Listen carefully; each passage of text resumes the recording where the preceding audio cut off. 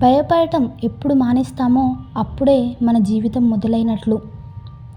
ఒకరి కింద బానిస బతుకు బతకటం కంటే పైకి లేచి ప్రాణాలు వదిలిపెట్టడం మేలు. చివరి వరకు పోరాడగలిగే ధైర్యం ఉంటేనే ఎలాంటి పరిస్థితులున్నా విజయం సాధించవచ్చు.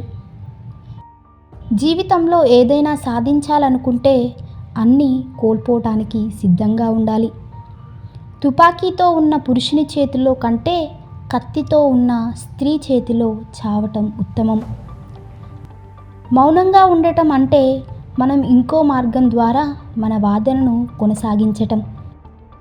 ప్రతిరోజు జుట్టును సవరించుకున్నట్టే హృదయాన్ని కూడా సరిచేసుకోవటం అలవాటు చేసుకోవాలి. గొప్ప పనులు సాధించాలంటే ఎంతో తపన కావాలి. అదే ఓ మార్పు తీసుకురావాలంటే తపన ఒక్కటే సరిపోదు, దానికి సాహసం తోడవ్వాలి. ఒక నిజమైన విప్లవకారుడు గొప్ప ప్రేమాభావం ద్వారా నడిపింపబడతాడు.